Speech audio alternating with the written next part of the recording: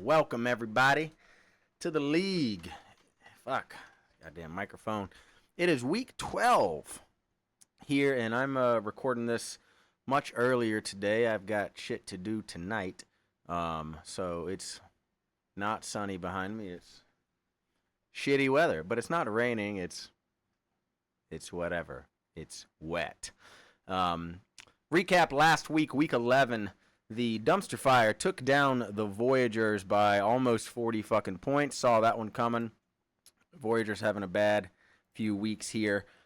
The Quailmen took down the Finesse in a big time game. I was talking about it last week. It was big for both parties in relation to playoffs. As we can see here, the Quailmen have now dipped their toes into the playoff picture here, and they are now set to make the playoffs. If the playoffs were to start today, it would be the Quailmen and not the Cavs.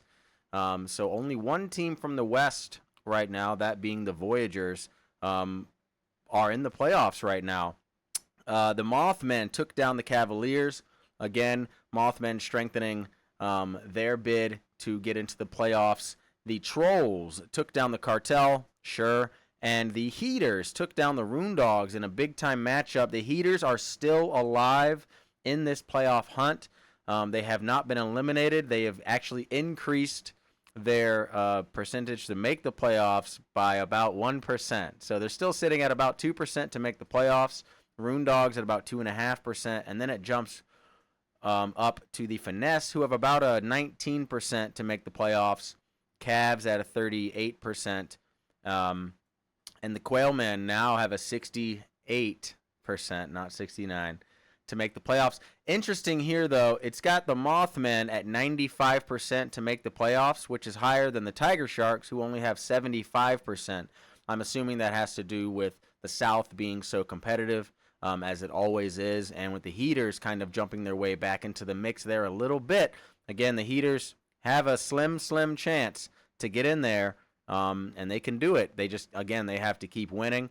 So they are not out of the woods just yet. And the Voyagers have not clinched the West, as there's still only 3 games up on the Cavs there. But a win this week, and they have clinched the West, and they have clinched the playoffs. I think the Voyagers just need any type of win to get into the playoffs. But if they win this week against the Cavs, then they clinch the West. The Trolls have not clinched the South yet, same as the Dumpster Fire have not clinched the East. They're all the teams are 3 games up right now. But again, it's just about a foregone conclusion. All they really need to do is win this week, and they have pretty much all clinched their respective divisions. Let's get into the power rankings. Nothing really changed. This was very hard to rank again. The entire league is just the parity is strong this year. But coming in at number 12, I know you got the win.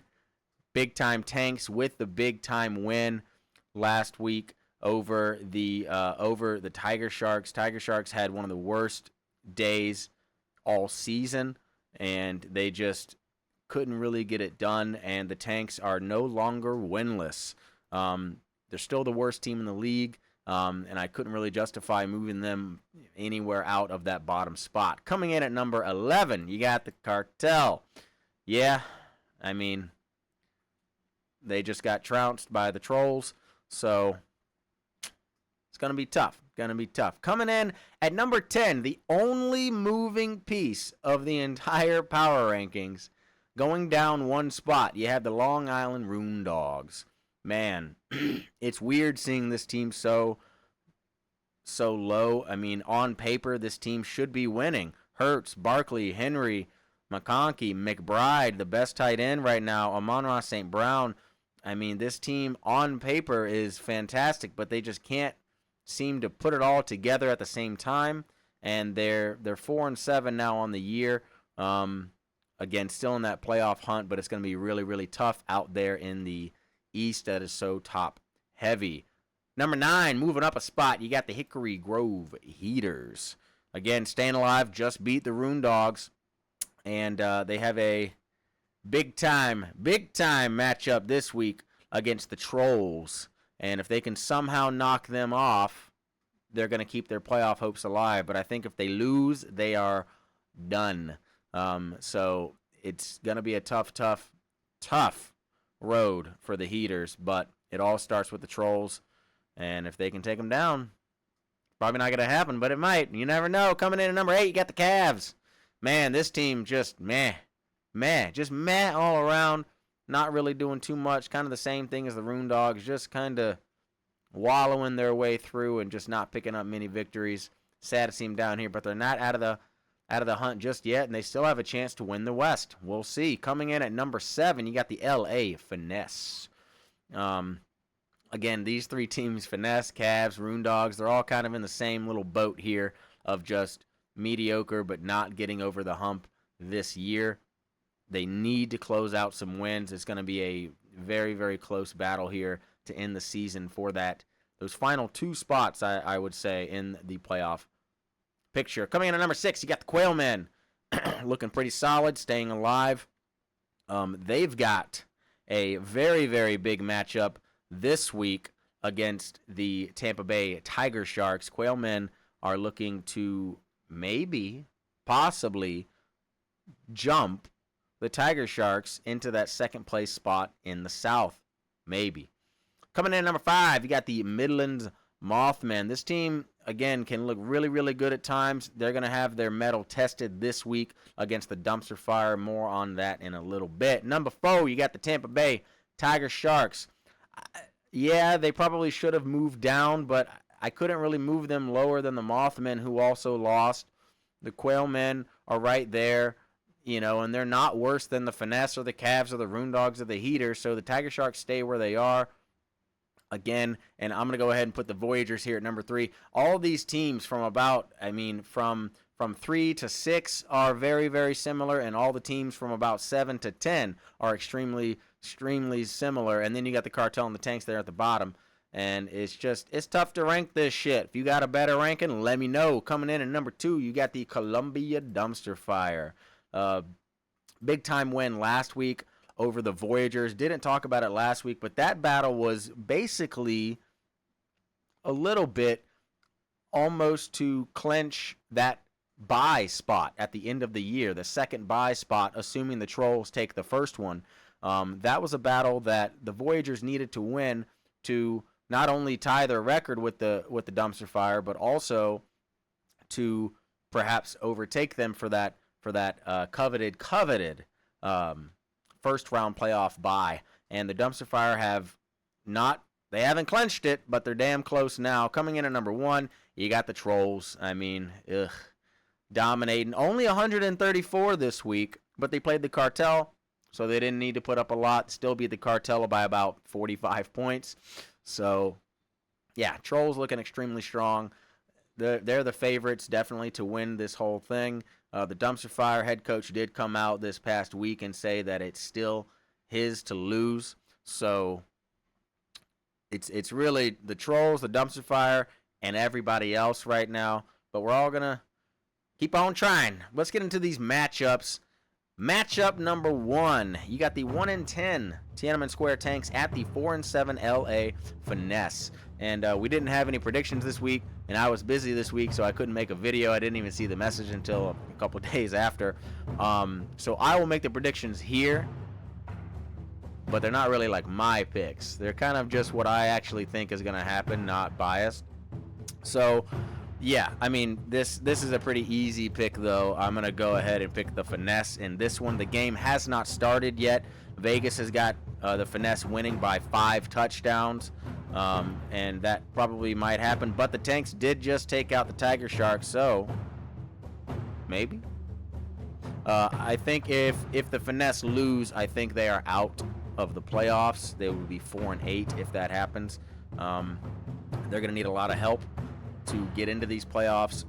But yeah, I got the Finesse winning this one at home by about 2 touchdowns. Matchup number 2, you got the 2-9 Miami Cartel at the 4-7 Long Island Rune Dogs. Rune Dogs need this game bad to, again, stay alive in the playoff hunt. And the Cartel just want to see their team look a little better.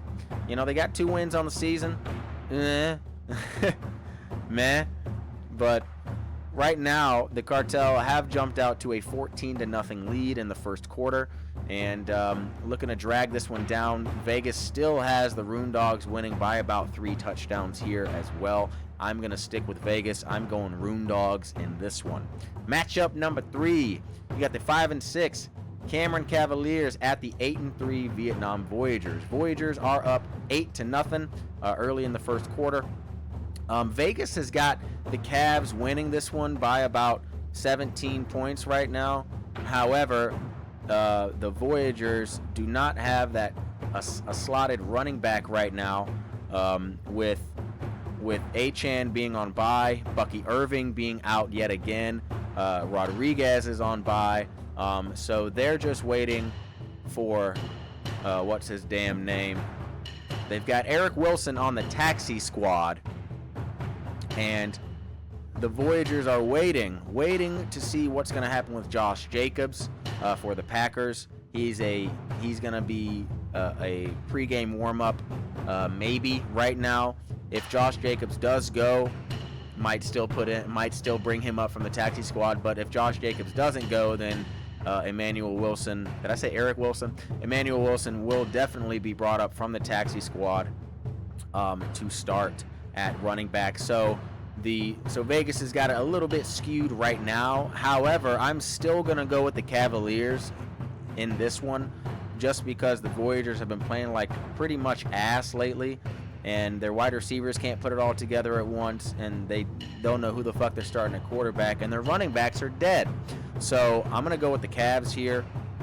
Even though the Cavs have looked pretty shitty lately as well, I just think that they've got their whole team ready to go this week. They're only missing one guy, so I think they'll do pretty well here. Matchup number 4. You got the 10-1 Charleston Trolls at the 4-7 Hickory Grove Heaters. Yeah, this could have been rivalry game of the week, but I changed it up a little bit. This game, the Trolls are out to a 20-12 lead. I think it's in the second quarter. And Vegas has got the Trolls winning this one by 3 touchdowns. But hey, Heaters can maybe do it. They just got 11. They got the 12 out of Daniil Hunter, on defensive line, who he's been playing out of his gourd lately.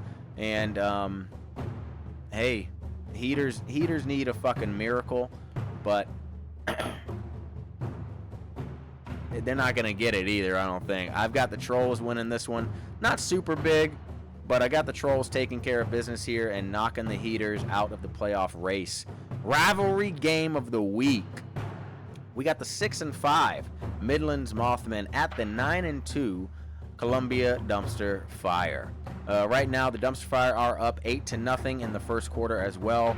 Vegas has the Mothmen winning this game by a touchdown, which is insane. They're on the road, and I'm scrolling through these matchups, and I don't really understand why. I get Josh Allen had a bad game, but this team, the Dumpster Fire, don't really care who the fuck is at quarterback. I mean, they have CMC, they've got other guys, they've got Bowers, but excuse me. However, Jamar Chase suspension on Sportsmanlike. I didn't hear about this. Oh shit. Oh, no Jamar Chase. All right, well, hold on, man. Fucking Voyagers are not gonna play Flacco. Then Voyagers are gonna put in Goff instead. Does that help with the matchup? No. I'm still gonna go Cavs. But all right, I didn't know your boy was getting motherfucking suspended this week. I need to pay more attention. But okay, maybe that's why Vegas has got him. But again, this team doesn't need Chase to win either. A lot of their guys look like they're just injured right now. The Dumpster Fire need to get healthy before the playoffs, and they're going to need to do it. But again, they're in a really good spot. They can afford to lose this game. However, they also can't, because the Mothmen are only 3 games behind them, 3 to go. If the Mothmen beat the Dumpster Fire, I'm assuming the Mothmen can take out the Cartel and the Rune Dogs on their way. And if the Dumpster Fire maybe drop another game to maybe the Rune Dogs or a big time upset against the Cartel, then the Mothmen could take the East, but they have to win this week. However, I don't see it happening. I'm still gonna pick the Dumpster Fire even with Jamar Chase out, but I think it'll be very, very close. This could have been game of the week, but it's not. So yeah, give me the Dumpster Fire by like a field goal. Game of the week, though, I've got the 7-4 Tampa Bay Tiger Sharks at the 6-5 French Quarter Quailmen. And I got this as game of the week because Quailmen won last week, Tiger Sharks lost, so now it's only a game difference between these two, and the Quailmen win. They've got the same record at 7-5. However, if the Tiger Sharks win, it doesn't knock the Quailmen out of the playoffs, but it will drastically hurt their chances, assuming the Cavs win and maybe the Mothmen win as well. So the Quailmen are rooting for the Voyagers and rooting for the Dumpster Fire this week. They want the top teams to win, and of course they have to win themselves. But this is a big time matchup for playoff implications and playoff seeding, because there is a world where one of these teams loses and they have to play each other again in the first round of the playoffs, and I don't think either of these teams want to see each other come playoff time unless it's for that championship belt, but I don't think it's going to happen with the other guys at the top. This game, the Quailmen have jumped out to a 7-0 lead. Vegas has got the Tiger Sharks winning by a touchdown, though, and I'm going to go with Vegas here on this one as well. I've got the Tiger Sharks winning this one in a very, very close matchup, solely because the Quailmen are starting Shedeur Sanders at quarterback, because literally I think all of Dan's players are on bye. Bo Nix bye, Herbert bye, Gordon bye, Debo bye, Scary Terry out, and he's got a bye, so Bateman out, Ertz bye. But Dan's also got the defensive lineman Will Anderson down here playing insane football the last 6 weeks, and he is not starting him. I mean, at defense, he's the number 1 defensive lineman in the country right now, and he's not starting him. He's got Myles Garrett, who's the number 2 guy. Good Lord. So Dan has got the best defensive line in football. He needs to get these guys on the field at the same time if it's possible. It's crazy to have defensive linemen score more than anybody else on defense, but Dan has got 2 guys that can fucking do it, Will Anderson and Myles Garrett. So maybe that was a mistake, leaving Will Anderson on the bench this week, because he put up 15 points, and that may come back to bite him in the ass. But we'll see. Again, I got the Tiger Sharks in this one. Let's get into the predictions. Again, I just made them.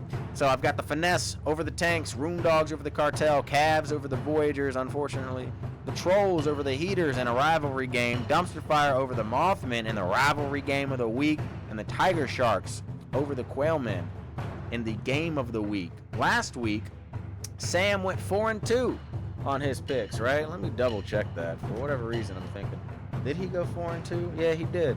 He missed the Tiger Sharks Tanks matchup, which, okay, sure. And he missed the Finesse over the Quailmen matchup, which, yeah, sure, right? So Sam made some good picks last week. Got fucked by the Tiger Sharks, but haven't we all? And, yeah, so I'm making the picks this week. I'm assuming Mandy's got picks next week. I'm assuming. Yeah, so that's what I got this week. Let's get into golf for some fucking reason. Let's talk about it. Oh, fuck me. So, Graydon had a bad week. He shot 1 birdie and 2 bogeys. Graydon did not increase his lead this week for the first time, I think, all year. And Hunter had the best day. Hunter had 5 birdies, a penta birdie. So Hunter trying to close the gap. He went from down 17 to only down 9. Sorry, 11. I can't do math. Strokes, but we only have 3 weeks left. 11 strokes in 3 weeks is really hard. Graydon's going to have to completely choke, and Hunter's going to have to do what he just did 3 times. I don't think it's going to happen, but hey, you never know. Any other notables here? Mandy got a couple birdies. Dan and Rico both shot double bogeys. Rabo with 2 birdies down there in the bottom to bring him up to tied at 11 with Matt bringing up the rear. And yeah, I mean, golf is like a foregone conclusion. I think last year we had it come down to the wire in the very last hole. I think since we started golf a few years ago, it's always been very, very close. This has just been a straight up ass whooping all year up and down this course. And ooh boy, it's rough. It's rough out here. But yeah, that's pretty much it, guys. Ain't really got much else to say. One more thing, I'm kind of pissed off that Hunter picked up Jordan Brooks off the waiver wire. I didn't even see his ass get dropped.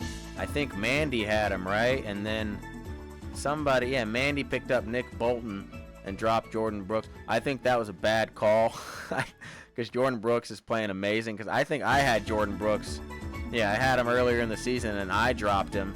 And he's playing absolutely fantastic. Best linebacker in the league right now. So for Hunter to go ahead and pick this guy up because he's on bye. So I get why Mandy dropped him, but he's on bye, and then I guess,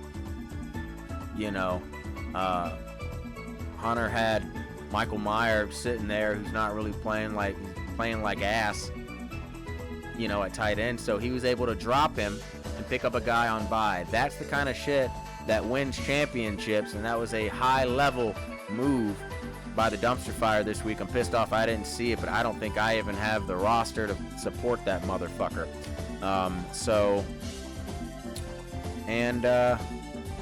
Yeah, that's pretty much it, guys.